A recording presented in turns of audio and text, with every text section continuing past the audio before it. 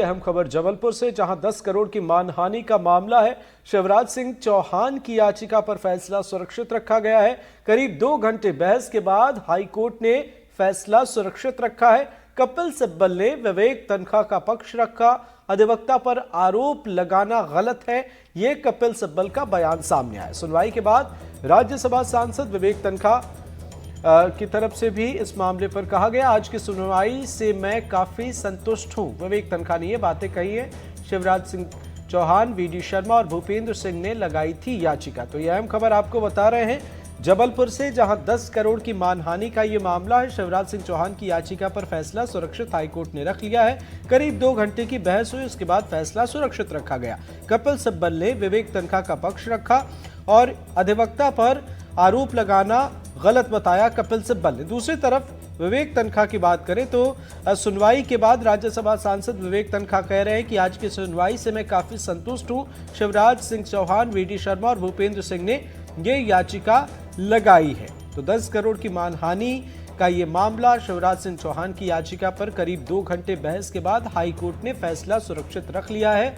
कपिल सिब्बल ने विवेक तन्खा का यहां पर पक्ष रखा है और विवेक तन्खा की तरफ से बयान भी सामने आया। उन्होंने कहा कि आज की सुनवाई से मैं संतुष्ट हूं और ये शिवराज सिंह चौहान, वीडी शर्मा और भूपेंद्र सिंह ने यहां पर याचिका लगाई है। कुछ खास बयान है, सुनाते हैं आपको। सबसे बड़ी बात जो सिब्बल साहब ने आज कही कि ये जो डेफेमेशन का केस मैंने लगाया है, this is not mister Tankha as a politician, this is as mister Tankha the senior lawyer, a designated senior lawyer, ex advocate general, ex additional solicitor general of India and a practicing senior lawyer of the Supreme Court. किसी भी politician को एक lesson लेना चाहिए कि court के बारे में, कोर्ट कचहरी के बारे में जो प्रोसीडिंग्स हैं उनके बारे में झूठ मत बोलो, खिलवाड़ मत करो, क्योंकि ये सीरियस बिजनेस है, ये देश का बिजनेस है। और जुडिशरी और कोर्ट कचहरी और वकीलों के साथ खिलवाड़ करना की ही आज बहस हुई है। जिस प्रदेश का जो मुख्यमंत्री रह चुके हैं उनको मालूम है, 19 तारीख को हमने उनको नोटिस दिया कि जो आप कह रहे हैं बिल्कुल गलत है, आपने मानहानि किया है और हमें दोषी ठहराया है, क्योंकि हमने तो ये मुद्दा लेकर ही नहीं गए।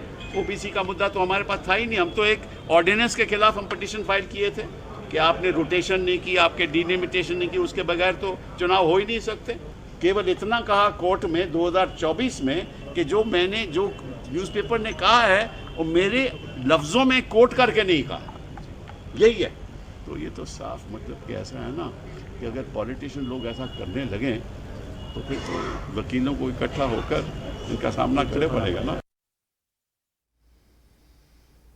तो मामला सामने आया और इस मामले पर हो रही है सियासत। बहरहाल शिवराज सिंह चौहान की याचिका पर फैसला हाईकोर्ट ने सुरक्षित रख लिया है। करीब 2 घंटे की बहस के बाद 10 करोड़ की मानहानि का ये मामला है। दूसरी तरफ विवेक तन्खा कह रहे हैं कि आज की सुनवाई से मैं काफी संतुष्ट हूं और कपिल सिब्बल ने कहा है कि अधिवक्ता पर आरोप लगाना गलत है। शिवराज सिंह चौहान, वीडी शर्मा और भूपेंद्र सिंह ने याचिका लगाई है। हमारे सहयोगी संजीव चौधरी हमारे साथ जुड़ गए हैं। संजीव जी, बताएं क्या है ये पूरा मामला, क्या कुछ चीजें नजर आ रही हैं और किस तरीके से इसे देखा जा रहा है? फिलहाल तो फैसला जो है वो सुरक्षित रखा है अदालत ने। बिल्कुल, ये पूरा मामला जो है ये अब राजनीतिक हो गया है। हालांकि ये शुरू तो कानूनी मामला हुआ था, लेकिन इसने राजनीतिक रंग ले लिया है। और यही बात आज कोर्ट में बार बार विवेक तन्खा के जो एडवोकेट हैं कपिल सिब्बल, उन्होंने कहा कि विवेक तन्खा ने किसी भी तरह से इस मामले को एक वकील के नाते उठाया था, ना कि राज्यसभा सांसद या राजनीतिक व्यक्तित्व के हिसाब से उठाया था। तो कोर्ट ने भी इस बात को माना कि अगर इस तरह से वकीलों को उनके काम करने से रोका जाएगा तो ये बहुत अच्छी बात नहीं है।